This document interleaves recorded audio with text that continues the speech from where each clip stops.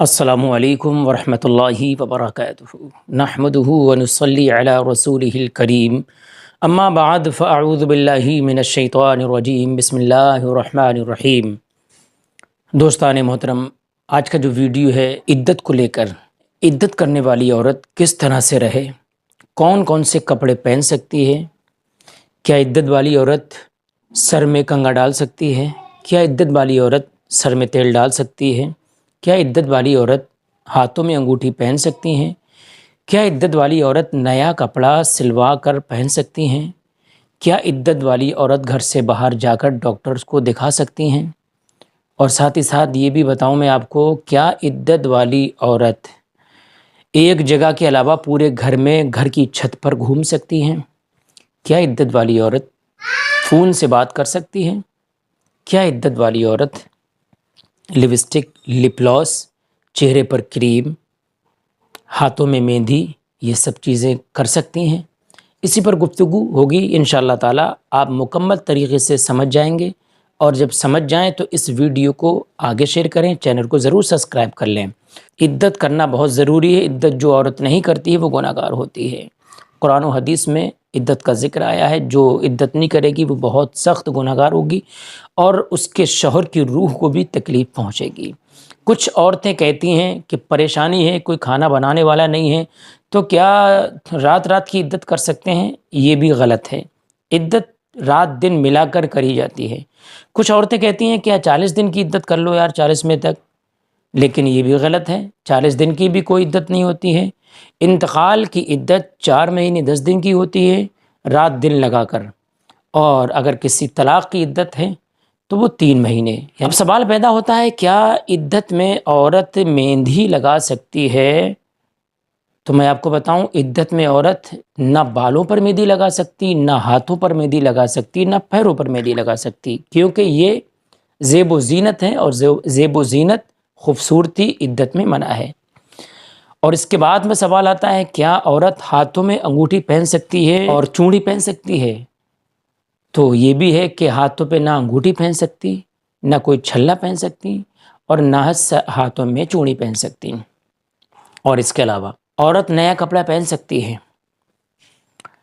تو میں آپ کو یہ بھی بتا دوں، اگر عورت کے پاس کپڑے ہیں تو وہ اچھا بننے کے لیے، کہ یار مہمان آتے ہوں گے میں ہر بار یہی کپڑا پہنتی ہوں، اچھا پہننے کے لیے کپڑے نئے سلوائے، تو یہ منع ہی غلط ہے۔ ہاں، اگر اس کے پاس کپڑے نہیں ہیں، ریشمین کپڑے ہیں، اور عدت گرمی میں ہو رہی ہے، تب مجبوری پہ کاٹن کپڑے نئے لے کر سلوا سکتی ہے، وہ بھی بھدے کلر کے، زیادہ چٹک پٹک نہ ہو، ٹھیک ہے، یہ تھوڑی گنجائش ہے۔ چکنا کپڑا بالکل منع ہے، کیونکہ اس میں زیب و زینت ہوتی ہے، سنگار ہوتا ہے، تو سنگار عدت میں منع ہے۔ اسی طرح سے وہ اپنے چہرے کو چمکائے نہ، اپنے بالوں پر خوشبودار تیل نہ ڈالے، یہ سوچ کر کہ یار میرے بال اچھے ہو جائیں گے، ہاں تو یہ سوچ کر منع ہے، زیب و زینت منع ہے۔ ہاں، اگر سر میں زیادہ درد ہو رہا ہے تو مجبوری پہ کھانا تیل ڈال سکتی ہیں، لیکن خوشبو والا تیل نہیں ڈال سکتی، اور اس کے علاوہ نہ کوئی عطر لگا سکتی، یعنی کہ خوشبو کا تیل بھی نہیں اور عطر بھی نہیں، خوشبو والی چیز بھی نہیں، پاؤڈر وغیرہ ہے اس میں خوشبو ہے تو وہ بھی نہیں لگا سکتی۔ کوئی ٹیوب ایسا ہے چہرے پر لگائیں، اگر چہرہ پھٹ رہا ہے تب تو آپ لگا سکتے ہیں، لیکن خوشبو والا پھر بھی نہیں۔ اور اس کے علاوہ میں نے کچھ اور باتیں کہی تھیں، کنگھا اور کنگھی، کنگھا کرنے سے بچیں، اور اس بیچ میں اگر جوئیں پڑ جائیں، سر میں خشکی ہو جائے، زیادہ کھجلی مچ رہی ہے، تو موٹے کنگھے کا حکم ہے کہ موٹا کنگھا آپ موٹے دانوں کا استعمال کر سکتے ہیں، اور مانگ نہیں کاٹنا ہے، سیدھے بال ایسے کر کے کاٹ کر چٹیا بنا لیں، یہ ہے مسئلہ۔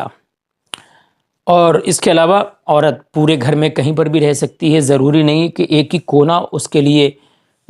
رکھ دیا جائے، اسی کونے پہ رہنا ہے، وہ سب کا ٹوائلٹ، سب کا باتھ روم استعمال کر سکتی ہیں، جو عموماً گھر میں ہے، کچن میں بھی جا سکتی ہیں، چائے بھی بنا سکتی ہیں اگر کوئی نہیں ہے، کھانا بھی بنا سکتی ہیں اگر کوئی نہیں ہے، کنڈا لگا ہے، پورے گھر میں عدت والی عورت جا سکتی ہے، جھاڑو بھی لگا سکتی ہے، برتن بھی مان سکتی ہے، لیکن عدت میں عورت غم میں ہوتی ہے، تو لہٰذا یہ بوجھ اس پر نہ ڈالا جائے۔ اگر کوئی نہیں ہے کرنے والا تب عورت کر سکتی ہے، کوئی منع نہیں ہے۔ ہاں، اور چھت پر اگر عورت جائے تو دیکھیں کہ اگر کسی کے مکان ہماری چھت سے اونچے نہیں ہیں، بے پردگی نہیں ہوگی، اور باؤنڈری ہے، ہمارا چہرہ لوگ نہیں دیکھ پائیں گے، تو آپ چھت پہ بھی جا سکتی ہیں۔ برآمدے میں، لابی میں، کمرے میں، باتھ روم میں، کچن میں، سب میں عورت رہ سکتی ہے، ضروری نہیں ایک جگہ بٹھالا جائے اس کو کہ کپڑا تان دیا جائے۔ اور اس کے علاوہ عورت زیادہ بیمار ہو گئی تو بہتر ہے کہ دوا لے آئیں، بتا دیں ان کو اتنا بخار ہے یا اتنا یہ دقت ہے وہ دقت ہے، دوا لے لی، نہیں اس سے فائدہ ہوا تو آپ گھر پر ڈاکٹر کو بھی بلا سکتے ہیں، اور آپ اگر وہ کہیں بخار میں ہاتھ دیکھنا ہے تو اتنا ہاتھ بھی دکھا سکتی ہیں بخار میں، باقی چہرہ ڈھکا رہے، یہ اجازت ہے شریعت میں۔ گھر پہ ڈاکٹر نہیں آ پا رہا ہے تو ان کو کسی بند گاڑی میں یا پھر 2 ویلر پہ ان کو سارا صحیح طریقے سے ڈھک کر ان کو اسپتال بھی لے جا سکتے ہیں، چیک اپ وغیرہ ہو تو اپنا بلڈ بھی دے سکتے ہیں۔ ہاں، اگر چہرے پر اس طرح کا کوئی زخم ہو گیا تو ڈاکٹر کو اتنا چہرہ بھی دکھا سکتے ہیں۔ اور بینک میں اگر جانا پڑ جائے کہ ان کے بغیر کام نہیں چل رہا ہے، ان کا سائن ہونا ہے یا انگوٹھا لگنا ہے،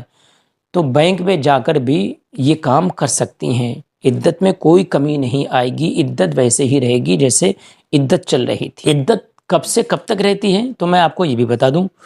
جس دن انتقال ہوتا ہے صبح کے ٹائم ہو، مغرب سے پہلے پہلے کسی بھی ٹائم انتقال ہو جائے، وہ پورا دن لگتا ہے۔ کچھ عورتیں کہتی ہیں کہ 10 بجے انتقال ہوا تو عورت کی عدت 4 مہینے 10 دن کے بعد اسی 10 بجے کے ٹائم پوری ہو جاتی ہے۔ کوئی کہتا ہے عصر کے ٹائم، کوئی کہتا ہے 4 کے ٹائم انتقال ہوا تو 4 بجے پوری ہوگی، ایسا نہیں ہے۔ انتقال صبح میں ہو، دوپہر میں ہو یا عصر سے پہلے کسی بھی ٹائم ہو، عدت کا 4 مہینے 10 دن کا جو 10واں دن ہوتا ہے وہ مغرب کی اذان کے بعد ہوتا ہے، یعنی کہ حکم ہے کہ مغرب کی اذان ہو جائے، 4 مہینے 10 دن کا جو دن لاسٹ آتا ہے، ہاں نماز وہ عدت میں ہی پڑھے مغرب کی، اگر نماز پڑھنے کے لائق ہے۔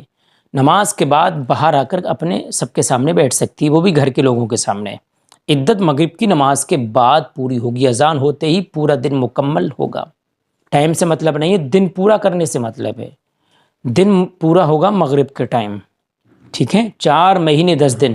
4 مہینے کا مطلب ہے کہ ہر مہینہ 30 دن کا لگے، کہ چاہے بھلے بیچ میں 29 دن کا آ جائے، 28 دن کا آ جائے یا 31 دن کا آ جائے، ہمیں 30 دن کے 4 مہینے گننا ہے۔ ٹوٹل دن 130 دن ہوتے ہیں،